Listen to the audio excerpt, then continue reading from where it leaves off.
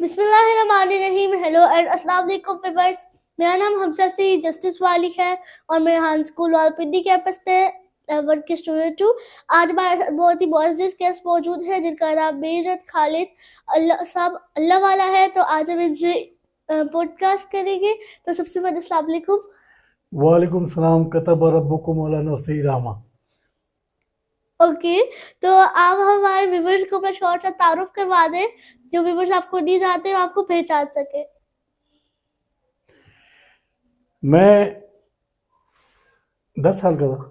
अब 10 साल क्यों 11 साल की? मैं 11 साल की। अच्छा, ये 11 साल की, मैं 10 साल का था तो मैं पढ़ा करता था स्कूल में टाट के ऊपर, क्योंकि हमारे यहाँ दरख्त के नीचे पढ़ा करते थे, स्कूल नहीं होता था। तो हम जाया करते थे, वो बोरी होती थी, उसको सर पे रखते थे, बारिश होती थी, और वहाँ हमने कच्ची पक्की पहली दूसरी तीसरी चौथी पाँचवीं पढ़ी, 5th क्लास पढ़ी। हमारे पास एक छोटी सी किताब होती थी, उसमें पहाड़े होते थे। पहाड़े पता है आपको क्या होते हैं? पहाड़े नहीं। हाँ, पहाड़े क्या होते हैं? टेबल, 1 दूनी 2 दूनी 4, अच्छा। 3 दूनी 6, 4 दूनी 8, हम ऐसे पढ़ा करते थे, ठीक है ना।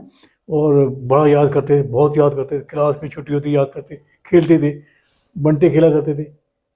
बंटे समझते ना, पतंग उड़ाया करते थे, जी। और गुलेल से चिड़ियों को मारा करते थे। मरती नहीं थी, निशाना कच्चा था। तो बस फिर हम उर्दू पढ़ते पढ़ते हम जो है बड़े हो गए। हाँ, ओके, सो मेरा आपसे पहला सवाल ये होगा कि आप हमारे व्यूअर्स को बताएं कि आपको हाई स्कूल के बारे में कैसे पता चला। भाई मुझे एक दोस्त ने भेज दी थी वीडियो। वो एक बाबा रेहान साहब है, मैं देख रहा था, बड़ा बोल रहे थे, मुझे बड़ा अच्छा लगा, बहुत प्यारा बोलते हैं। और वो जनाब ईदी साहब के बेटे को लाए थे, उनको भी मैं जानता हूँ, उनको बात ही वो हैरान हो रहे थे। फिर सराज साहब को लाए थे, सराज साहब मजीद हैरान होते, ये कैसे मुमकिन है कि बच्चे जो है वो काम करें। हम तो कभी, हमें जब कंप्यूटर पे काम करते थे तो पहले हम देखते थे कंप्यूटर सही क्या है या हम सही काम करें। तो बहरहाल खैर, बच्चों ने काम किया तो मैं हैरान हो गया। लेकिन मैंने आप इस बच्ची को आके देखा है, हफ्सा को, हफ्सा नाम बताया ना? हफ्सा। हफ्सा ना? हाँ। तो ये तो बहुत मेरे कान काट रही है, बातों में मेरे कान काट रही है, बहुत तेज़ है। इतना तो हमारे यहाँ पे कोई बच्चा है ही नहीं। तो बहरहाल खैर, कोई बात नहीं। मुझे बड़ी खुशी हुई कि रिहान साहब ने बहुत अच्छा काम किया कि छोटे छोटे बच्चों को सिखा दिया। आप अपने बच्चे अब्बू को सिखाती हो जी, मैंने अपने बाबा को ACCL पढ़ाई है। क्या? फाउंडेशन लेवल, मतलब जैसे होता है ना 1 प्ले ग्रुप नर्सरी, तो मैंने फाउंडेशन लेवल पढ़ा है। तो मैं कब दाखिला लूँ? जी, मैं कब दाखिला लूँ? जब भी आपका दिल करे। अच्छा जी। अच्छा, तो मैं क्या लाऊँ अपने साथ? लैपटॉप, हाँ, हेडफोन्स और मोबाइल मतलब इतना कोई VIP फोन नहीं चलेगा, मतलब नॉर्मल सा। मोबाइल एक मिनट है ना, ये चल जाए, गुड। इसका मतलब है मैं आपकी क्लास में दाखिल हो गया दाखिल हो है। गए। शाबाश भाई, वाह, सुभान अल्लाह, मुगम में खुश हुआ। अच्छा फिर?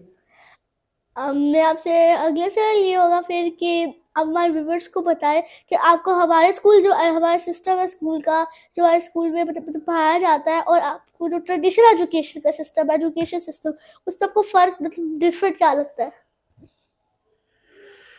ट्रेडिशनल एजुकेशन जो है बेटे, वो हमारे मुल्क में बड़े अरसे से राइज है। उसको पढ़कर जो है ना, लोग चपरासी की नौकरी भी नहीं ले सकते। MA करके लोग बेरोज़गार फिरें, MA करके। तो ऐसी पढ़ाई का फ़ायदा क्या? मैं तो चाहता हूँ कि बच्चा जनाब 8वीं पढ़े और वो घर के लिए काम करना शुरू कर दे। हमारे यहाँ गुर्बत बहुत है ना, बच्चे पढ़ते नहीं हैं, और मैट्रिक में 8वीं में जाते हैं, फेल हो जाते हैं, भाग जाते हैं। और बात तो 5वीं से भाग जाते हैं, 5th क्लास से भाग जाते हैं। अगर 5th क्लास के बच्चे को, आप कौन सी क्लास में हो? जब मैंने छोड़ा था ना, मतलब अभी मैं 11th में हाँ, हूँ, बट जब मैंने अपना पुराना स्कूल छोड़ा था तो मैं 3 क्लास से छोड़ गई थी। और इसका मतलब है अभी 5th क्लास में होती? नहीं, अभी मैं अगर स्कूल में होती तो मैं 4th क्लास में होती। ओ मेरे खुदाया, मुमकिन नहीं हुए। 4th क्लास की बच्ची इतनी माशाल्लाह तेज़ बोल रही है, और इस 72 साल बूढ़े के कान काट रही है। भाई मैं बच्चों को कहूँगा कि ये जो 4th क्लास की बच्ची जो हिफ्ज़ा है ना, ये माशाल्लाह इस तरह की तरह तालीम हासिल करें। क्योंकि स्कूलों में जो आप अरे बे ते पढ़ रहे हैं और आप आग पढ़ रहे हैं, उसका कोई फ़ायदा नहीं।